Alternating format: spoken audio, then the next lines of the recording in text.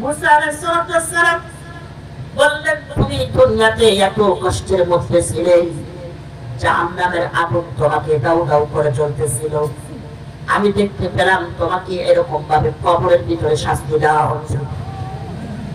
কবরের ভিতরে তোমাকে শাস্তি দেওয়া হয়, এই যে শাস্তি দিচ্ছে এইটার কারণটা কি? ওই কবরবাসী যে ব্যক্তি কিছুক্ষণ আগে কবরস্থ ছিল, ওই ব্যক্তি কবর থেকে উঠে এসে নবী পয়গম্বরকে বলতেছে, আল্লাহ রাসূল, আমি দুনিয়াতে কি করতাম আপনি জানেন নাকি? আমি যখন দুনিয়াতে বেঁচে ছিলাম গো, তখন আমি মানুষের বাড়িতে বাড়িতে গিয়া বোঝা বহন করিয়া করিয়া একজনের বোঝা আরেকজনের বাড়িতে দিয়ে আসিতাম। মানুষের বোঝা বহন করতাম। অনেকে আছে না এখন মানুষের বোঝা বহন করে, তো আমি ওই বোঝা বহন করতাম। কথা শুনছেন না? বুঝতেছেন সবাই? এই সামনের দিকে যে এই যে জায়গাগুলো পূরণ করে, এই যে ফাঁকা জায়গা আছে, শয়তান তো সে পূরণ হয়, সেকেন্ড পরে আর ফাঁকা জায়গাগুলো পূরণ করেন না। ইলাহা, এই যে জায়গাগুলো পূরণ করেন না। লা ইলাহা, লা ইলাহা ইল্লাল্লাহ, লা ইলাহা। চাঁদ সূরজ আলো গ্রহ তারা,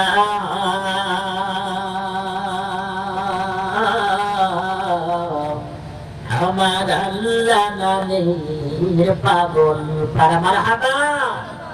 চাঁদ সূরজ আলো গ্রহ তারা,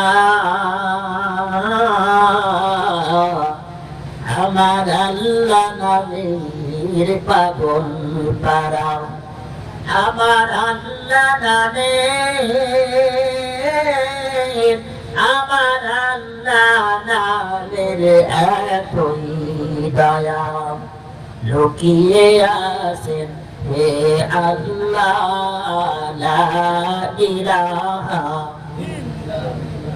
লা ইলাহা, লা ইলাহা ইল্লাল্লাহ মুহাম্মাদুর রাসূলুল্লাহ। বৃত্তিভক্তি বন্ধ বোঝা বহন করার পরে মানুষের মধ্যে যেটা কবরে তোমাকে শাস্তি দেওয়া হয়, কেন? তোমার ভুলটা কোথায়? পয়গম্বরকে বলছে, পয়গম্বর বলছে তোমার দোষটা কোথায়? তোমাকে কবরে কেন আযাব দাও?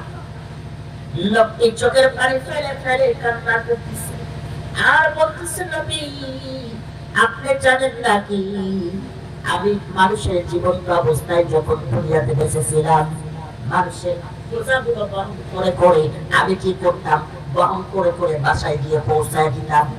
হঠাৎ করে একদিন আমি দেখতে পেলাম আমার দাঁতের ভিতরে কেমন যেন কুসকুস কুসকুস করতেছে। গোস্ত খাইলে দাঁতের ভিতরে যদি গোস্ত লেগে যায়, লাকড়ি দিয়া ওই গোস্তকে আপনারা বের করেন কি করেন না?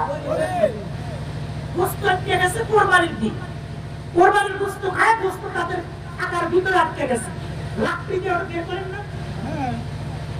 লোকটি চোখের পানি ফেলে ফেলে কান্না করে আর বলে, পয়গম্বর আমি যখন এরকম ভাবে দাঁতের খিলের জন্য ওই লাকড়ির বোঝার থেকে একটা টুকরা লাকড়ি নিয়ে যখন আমি এরকম ভাবে দাঁতের মধ্যে খাওয়াইছিলাম, এই দাঁতের ভিতর থেকে গোস্ত বের করার পর ওই লাকড়িটা আমি জমির উপর ফেলে দিয়েছি। ওইটা এক আঙ্গুলের চাইতে বেশি বড় না। আমি যখন কবরস্থ হলাম, কবরস্থ হওয়ার পর আল্লাহ আমাকে দেখতে বলতেছে, ও বান্দা তুমি যে দুনিয়াতে একটা জিনিসের হিসাব দাও, ওই যে লাকড়ির ভিতর থেকে একটা নিশ্চিত লাকড়ি নিয়েছে দাঁতের ভিতরে খাওয়াইলা, ওই লাকড়ি যখন ওখান থেকে ভেঙেছ, ওই লাকড়ির বোঝার মালিকের কাছে কি অনুমতি নিয়েছ? এবার চোখের পানি ফেলে কান্না করে বলে, আল্লাহ সামান্য এই লাকড়ি আমি তো আমার মুরগির কাছে আমি অনুমতি নিয়ে আসি, লাকড়ি নেন নাই। আল্লাহ বললেন, ওই লাকড়ির হিসাব দাও, তারপরে তুমি জান্নাতে যাও। আমি হিসাব দিতে পারি নাই, যার কারণে পয়গম্বর আজকে আমাকে জাহান্নামের আগুনের ভিতরে দাউ দাউ করে জ্বলতে হইতেছে।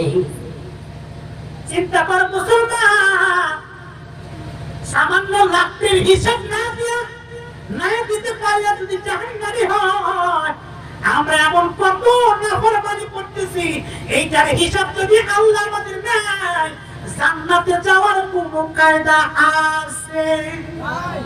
আছে ভাই? চিন্তা করে না। আমার তিলটা বিয়া মিনিকা ইয়া মুসলিম।